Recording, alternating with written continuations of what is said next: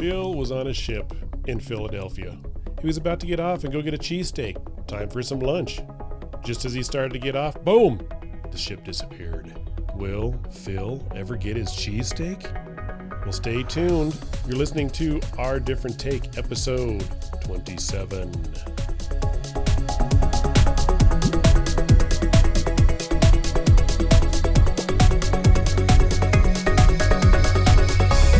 Hello there, and welcome to Our Different Take. My name is Brian, proud father of two awesome boys, Jedi podcaster. This is the way. And to my left is Matt. Oh, welcome, Matt. Thank you, Brian. I'm very excited to be a part of this one tonight, going over the Philadelphia experiment. Some interesting things to talk about. I know as a kid I was fascinated by the Philadelphia experiment, so I'm sure many of you were too. And weighing in on this from the great state of Texas, to my left is Scott. Welcome, Scott. Thank you, Matt. I too am excited about this as I cut my teeth on stuff like this. Used to talk with some conspiracy-minded folks when as early as elementary school who told me about the Philadelphia experiment and many other things that Nikola Tesla was involved in. And so this it's an interesting thing. I'm interested to hear Matt take the lead tonight and tell us what he has found.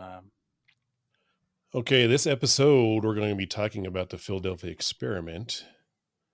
Matt is going to be our leader on this topic.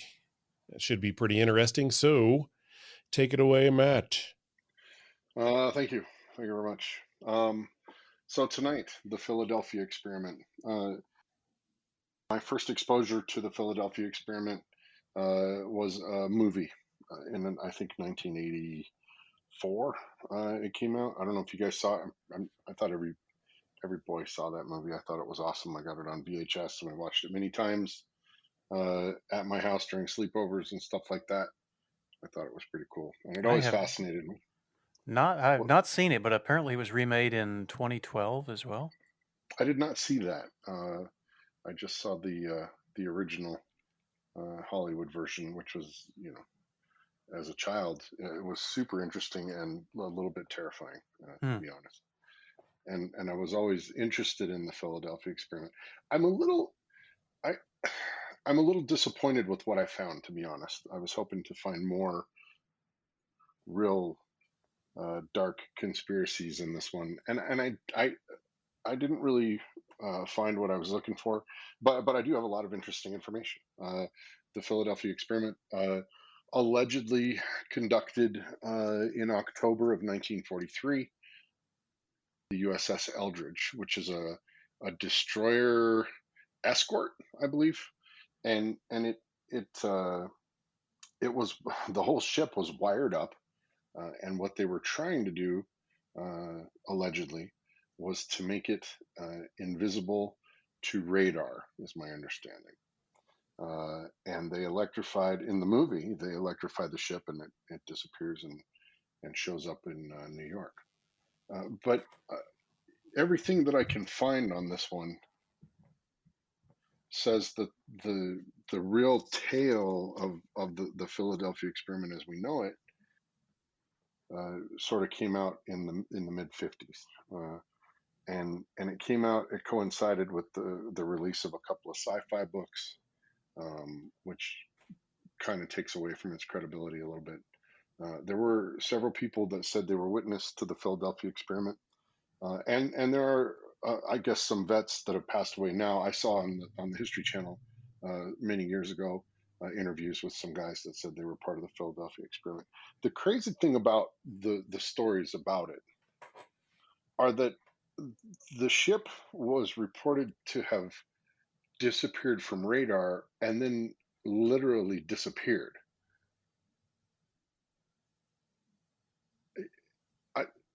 I don't think that's beyond, like, Tesla was pretty awesome. Making a whole ship disappear, that'd be pretty incredible. The other part of it is when it reappeared, it was many, many, many miles away. And reportedly, some of the sailors were fused into the bulkheads. In other words, everything didn't stay the way it was. The integrity of the ship was reported to have been compromised in some way, and where people like rematerialized halfway between decks and had the steel decking going through their bodies, and some of them through bulkheads and things like that, which is really creepy, don't Yes. you think? Yes, Uh, that is terrifying. right. But here's the thing that gets me, and I've seen videos on YouTube of people making steel blocks melt and move and dance with sound waves and electromagnetic current. You can totally take a ice cold block of steel and make it change its shape using electromagnetic fields and sound waves. Maybe, I mean, there may be something to it. The other thing is, um, there was letters that were sent to the Department of the Navy. There was a book that appeared in 1955, a UFO. Where's the name of that book? I just had it. The Case for the UFO. A copy of that book was sent to the Department of the Navy with a bunch of annotations and side notes written through the whole book. And it appears to have been written by three different people, and they're not identified in the book, but these three people supposedly, according to the notes, were witness to the Philadelphia experiment, and they talk about different things in the book as it relates to the Philadelphia experiment. A lot of research was done, and a lot of investigation, and nothing really came of that. It was thought to be maybe a publicity stunt or a hoax. It would be hard to take a ship a couple hundred miles away and do all the things that they did and not have anybody on that ship talk about it. That Mm-hmm. ship was crewed when they did that. There were, many sailors on board. You would think if you saw something that crazy, you'd have more than one person come forward. Right. I had heard, now I have no documentation for this, so full disclosure with that, but from the individual who told me about this initially, he had indicated that many of the men who were part of that experiment had actually gone crazy from it, which would make sense. It would make sense if you underwent something like that, and the things that reportedly happened actually did happen. Like if you were on a ship disappeared, you ended up 200 miles away, and when you ended up back where you were, you saw some of your crewmates uh, with their torso fused into a metal beam. Would that not mess with your mind? I mean, it probably would, but some of these guys saw pretty serious combat in the Pacific. Some of those guys been around a long time, and it might mess with your mind, or the experiment itself might just like drive people mad. That I mean, it might rearrange your brain. Who knows? I was just gonna say maybe that did happen. With the thing we talked about a few weeks ago, where in Kennedy's administration, the guy basically was trying to rat out the bad guys, and so they throw him in an insane asylum. Right? And they said, "Yeah, nobody's going to listen to you here. You're just crazy like everybody else." And so maybe that's how you keep a bunch of people quiet, is you either threaten them with, "Hey, you saw what happened to Frank over here. You want it to happen to you and your family? Then talk." Well, Or, you throw them in an insane asylum, and then if they do talk, who listens? nobody. It's interesting that the story's been told and retold over and over again. It got real legs in 1979. Charles Berlitz wrote a book. He had written a book about the Bermuda Triangle, and then he published the book, The Philadelphia Experiment, Project Invisibility. which was supposed to be a factual account of everything that happened. Hard to corroborate those things. But there's been many times authors have retold this story. You know, the other thing that strikes me is, and it doesn't seem to be without any merit at all, if you had a bunch of people on board a ship and something like that happened, I would think that most of those guys would probably end up with really cushy jobs working for the military. And you know, hey man, we're gonna re-up your top secret clearance, and we're gonna put you on some cool projects, and we're gonna pay you a fat salary, and you're gonna sign this non-disclosure and keep your mouth shut, and we'll let you know when we're done with you, kind of a thing. And I think a lot of people go that route. In fact, I know personally several people that have gone that route. Um, so so there's that. And then every once in a while, you get somebody that kind of goes off the ranch, and maybe they do end up in an insane asylum or disappeared. Hmm. I think it's a lot easier to just, I mean, like, you know, Stalin's no dummy, no man, no problem, right? And they would just disappear them, and and maybe accidents happen, and maybe the brakes go out on your car or whatever, you know. Right. So, you know, it's not beyond, I don't think it's beyond our government to do something like that. And I certainly don't think it's technologically beyond our government. I think they have a lot more tricks up their sleeve than they will ever let on, or that we'll know, you know, until it's Right. 20 or 30-year-old technology. And I you know, it goes along with, I've always said, I think a lot of the things we see that are people think are space aliens are, in my opinion, dimensional beings that travel from different dimensions into this one. And I think it might be possible that they had started to open that door, and really, once they did that experiment trying to become radar invisible, and maybe they realized what they had, and they decided to scale it down, put it someplace dark, and work on it in private instead of Hmm. out on the open seas with 100 sailors. I'm Anyway, definitely intrigued by the Philadelphia experiment because Tesla. yeah, And he had ostensibly, just like a year or two before this happened, before it supposedly happened, he had come up with I think unified field theory, is that what it's yep, called? that's right. That's exactly what it's called. And Albert Einstein coined that. he basically said, yeah, I can make it happen. I can make a ship disappear. And again, according to the rumored story that I heard, which I have no corroborating evidence for, is that he said, but there can be no people on board. Do not try to do this with people on board. And because the vibrational frequencies of the metal, very different than the vibrational frequencies of human. Hmm. And he said, if you try this, it will be disastrous. And then Tesla met with an early death, and then the government seized his records, and somebody ostensibly who had knowledge of Tesla and his work came in and said, but I can do it. I can do it.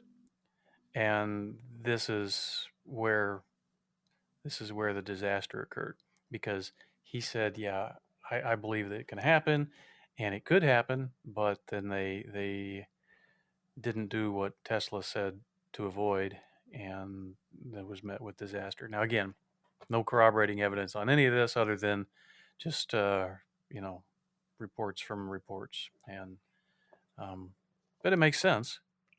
It, it doesn't surprise me. I wouldn't be surprised at all to find out that that had actually happened.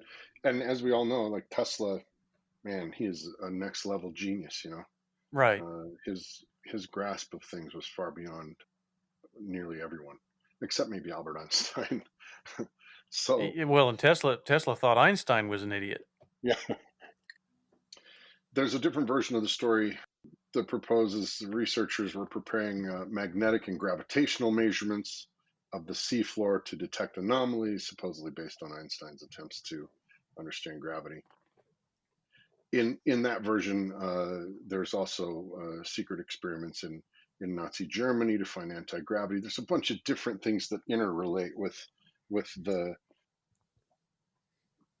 whole tale of the Philadelphia experiment. But but it all kind of falls back on really on Tesla's unified field theory, and how you can manipulate and change like metal through frequency and vibration and magnetic fields. Super interesting stuff. There's a guy on YouTube that claims that he can make steel levitate through frequency and vibration, and that he can create anti-gravity fields. And he's been investigated a lot. A lot of people say he's a hoax. I would think if that was true, the government would be all over him and want to talk to him, unless they've already done it 20 years ago, and he's maybe not on quite the right path, Or uh, 70 years ago. or 70 years ago. I mean, you got to think if they actually did that 70 plus years ago, what are they doing now? Right. Mm-hmm. Right. And why do we need a space force? There's so many things that tie into this. Like, I think dimensionally, we opened gates long, long ago that we can come and go through. But David Copperfield does this every day. It's like second nature to him. he's not that cool, dude. I don't think, anyway. Hey, I was on stage with that guy. It was pretty awesome. With Copperfield? Oh, that's right, you were, Mhm. huh? Yeah. And we saw, what was that guy we saw in Vegas? Angel, Chris Angel. Chris Angel. I thought he was pretty good. Yeah, I thought it was good too. Yeah. Not Yeah, bad. the TV show was kind of stupid. You know. So Was that Charlie's Angels or Chris Angels? Now, Charlie's Angels may have been a stupid TV show, but it was pretty hot to watch. You got to give him that. It's true. What kid Like in the original one? What kid in the 70s didn't just drool all over Farrah Fawcett and Jacqueline Smith? I had a poster Mhm. of Farrah Fawcett, actually. Oh, I was totally true. on Jacqueline. I mean, she was gorgeous. Yeah. She ain't So- gorgeous no more. Well, okay, You know, everybody's got their time. that's right. It's true. But Tesla, ostensibly back in like the late 1800s, early 1900s, would do these little traveling road shows, trying to show people that he was smart and that he was worthy of being invested in. And he would play with electricity and frequencies. One of the things that he reportedly would do was he would turn his oscillating machines on and carry like a piece of rebar in his hand. And while he was holding it just in his hand, steady, the oscillating machine was set to whatever the resonant frequency of iron was. And slowly, after about 2 minutes, the piece of rebar would start to kind of wobble and vibrate until it got almost like it was a piece of rope, and then it would snap in two and fall to the ground. And so this was like in front of hundreds of people. He did this. This was witnessed by a lot of people. And he had this oscillator machine, and he'd put it in his apartment, in his New York apartment, and set it to various frequencies and just make notes of what happened when it was at certain frequencies. And so, he would watch, at certain frequency, the chair might start bouncing around the room. At another frequency, the toaster might start bouncing around and whatever. So he was just kind of like, yeah, okay, this is kind of interesting. And he would take notes and what have you. Well, one time he had it on, and I guess in his New York apartment, how in the older apartments they'd have these the support beams that would kind of go through the middle of your room or whatever. They don't much do that with architecture now because it's invasive. But back then, you would see these support beams maybe right in the middle of your living room. And apparently, he had his machine right up next to one of the support beams that went down directly into the earth. And while he was experimenting with these resonant frequencies, apparently he caused an earthquake that was felt 7 blocks away. And they were trying to figure out what this was because it wasn't a normal earthquake.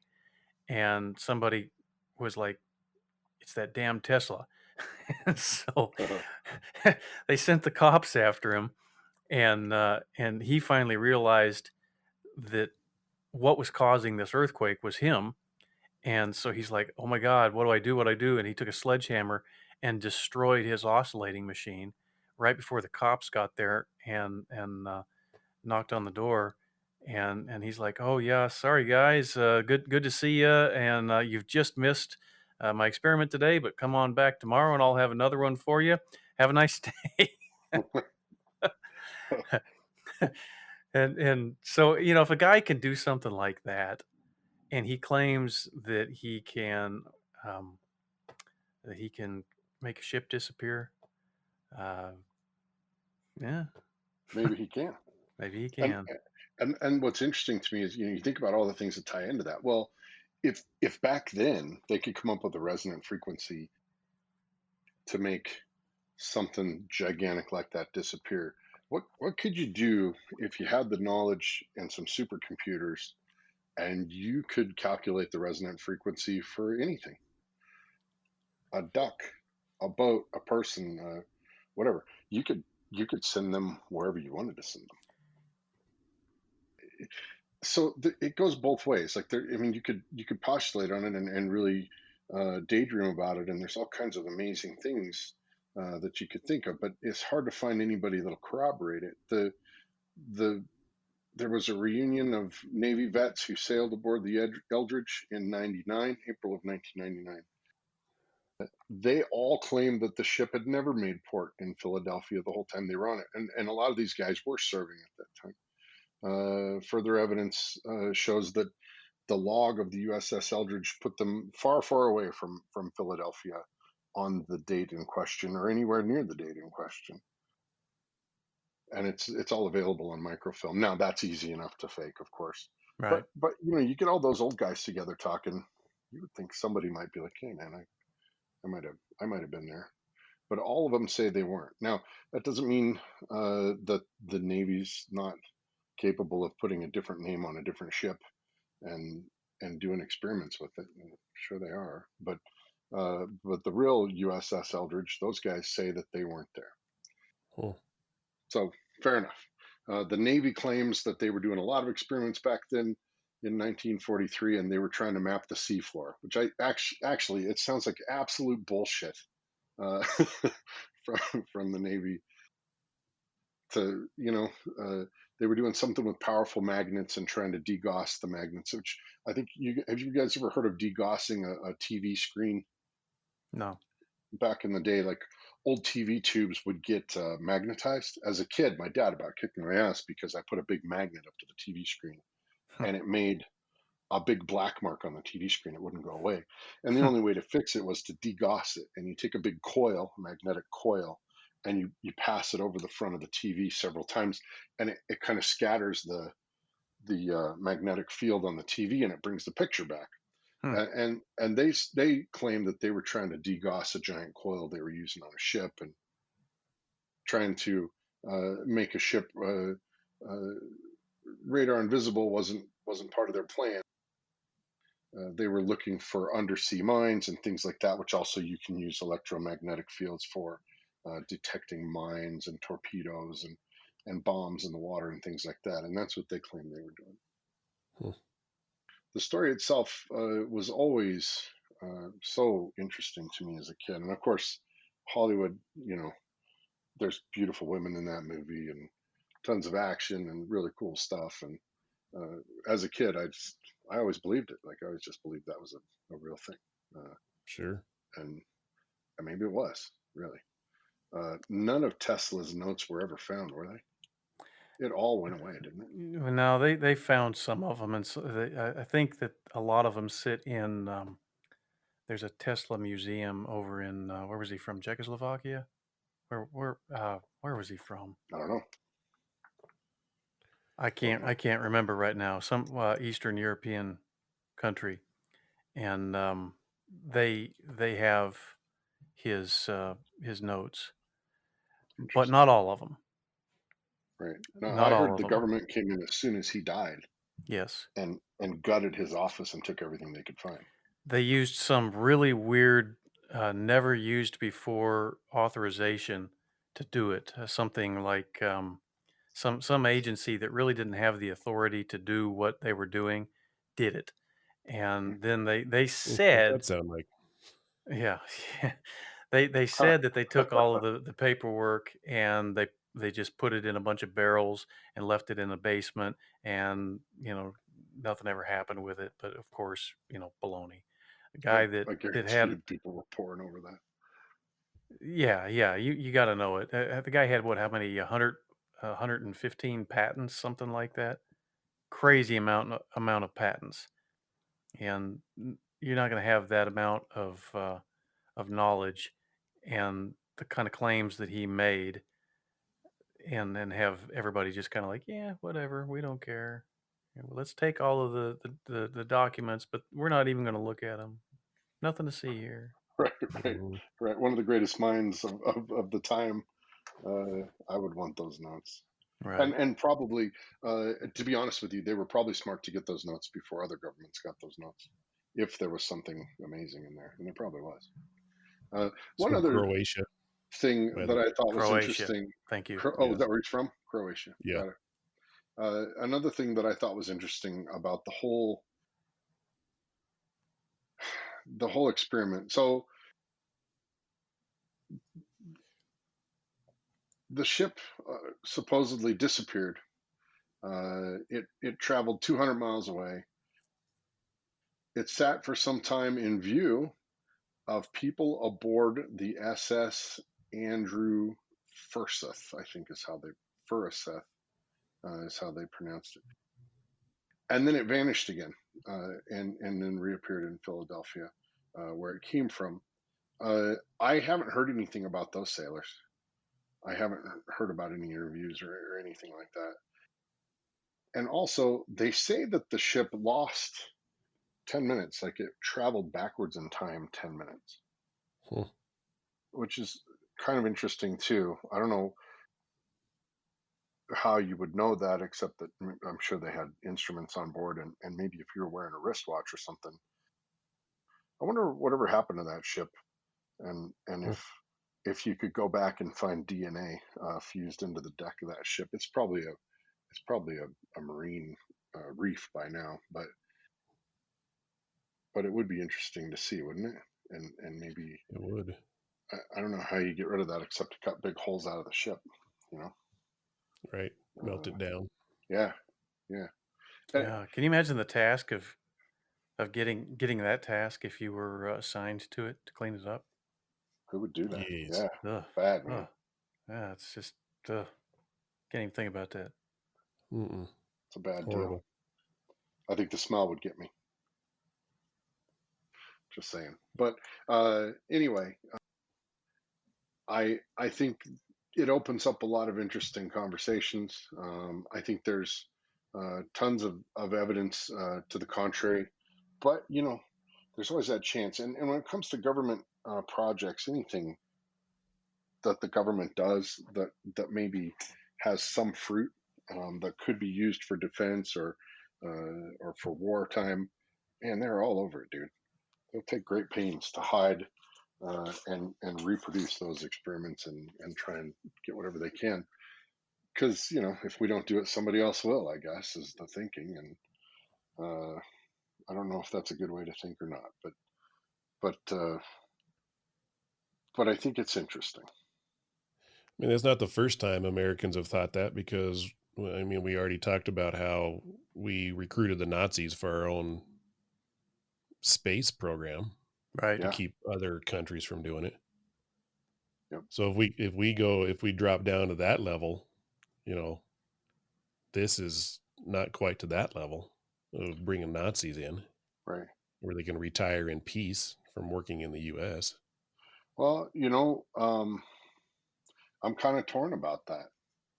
I think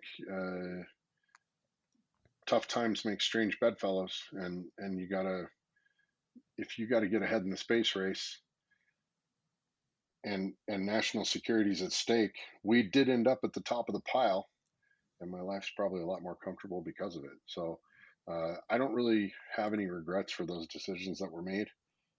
Personally, I feel like it bettered the country, and it was what we needed to do for national defense and for the space program has influenced so much of our military, so much of our economy. Like that space race was gigantic for us.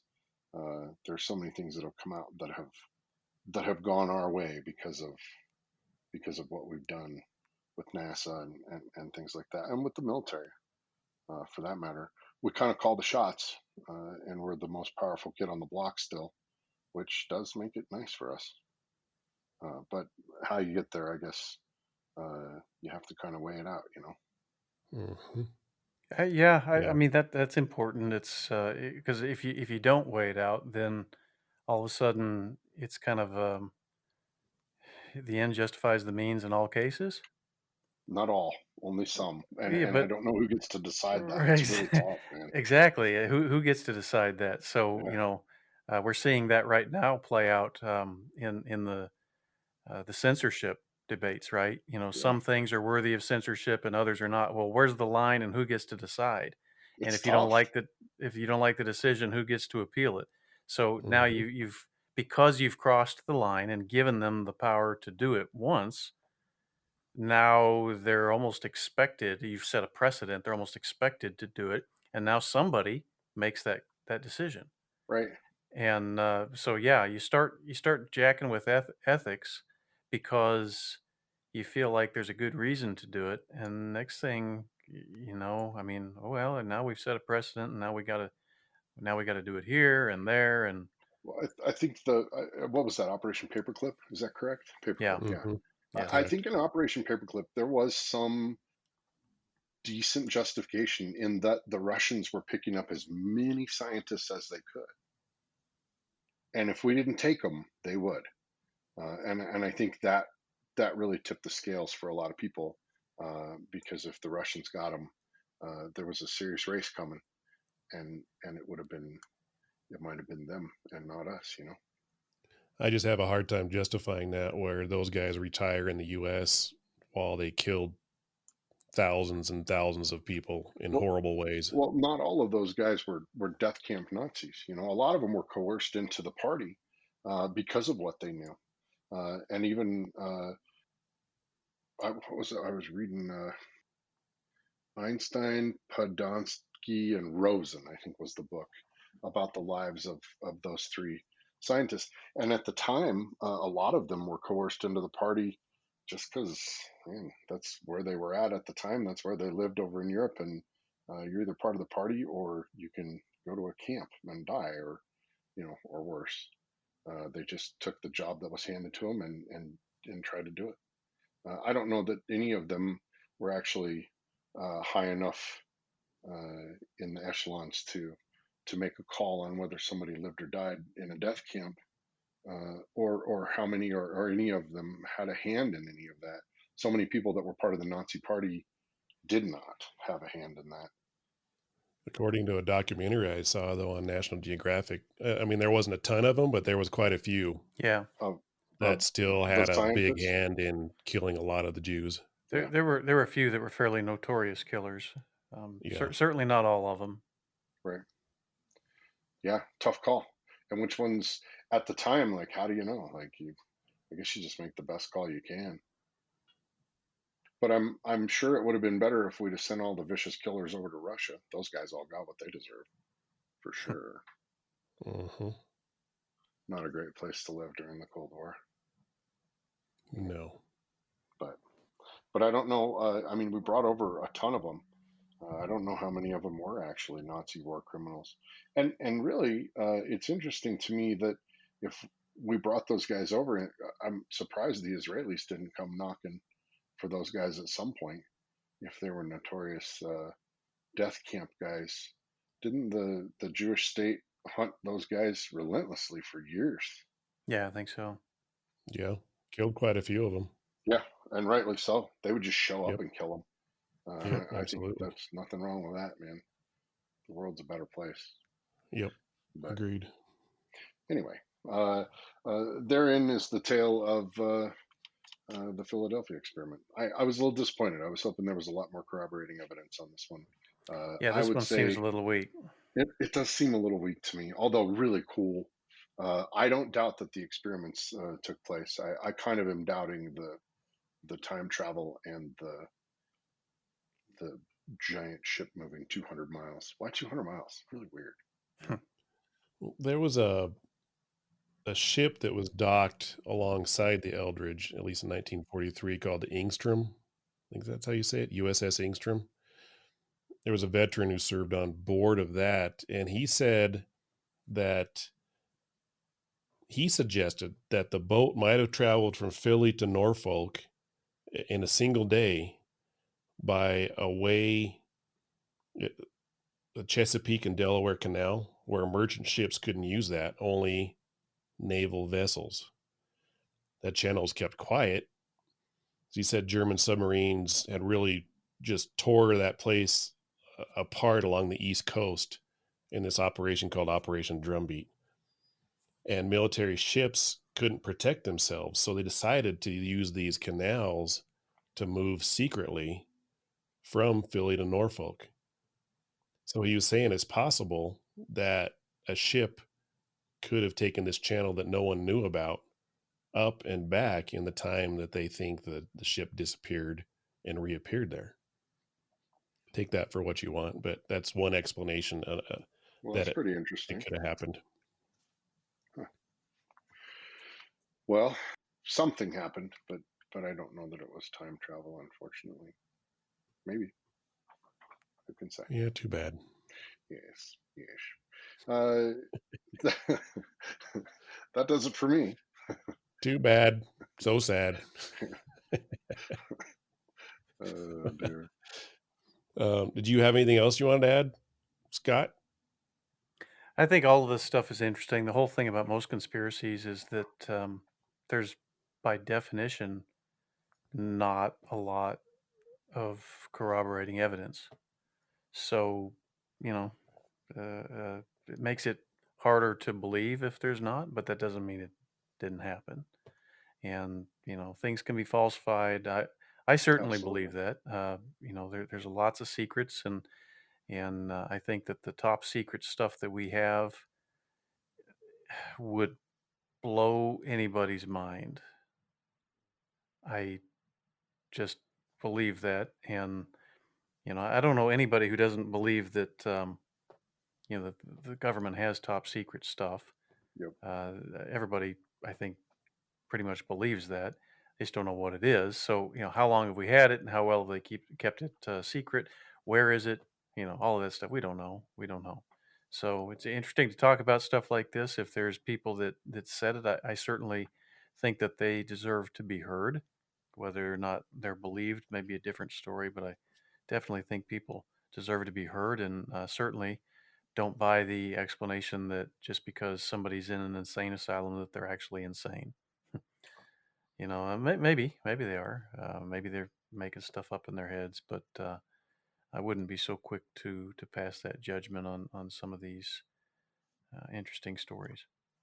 Fair enough. Humans, people, everything are too easy to manipulate what the truth is. True. It's way too easy. That's my note for the night right there. Write it down. All right, I just Make wrote a it plaque down. out of it. Okay. Way too easy. That's all I've got. This is the If you way wanna too take us out. easy. I'll take it I out. know. Thanks for listening this week.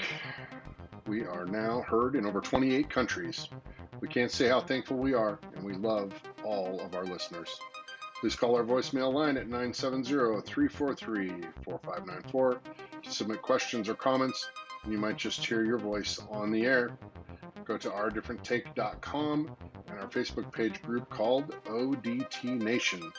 Follow us on Instagram at Our Different Take, as things are really taking off, and a lot of interesting topics that you won't see anywhere else are going to be on our channel on Instagram.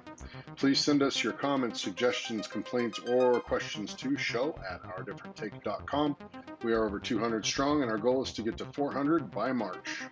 Don't forget, subscribe on Apple Podcasts and look for us wherever you get your podcasts from. We also have a YouTube channel called Our Different Take. Please subscribe and click on the bell so that you'll be alerted when a new podcast is released. Very good. Peace. Peace out. Have a great one.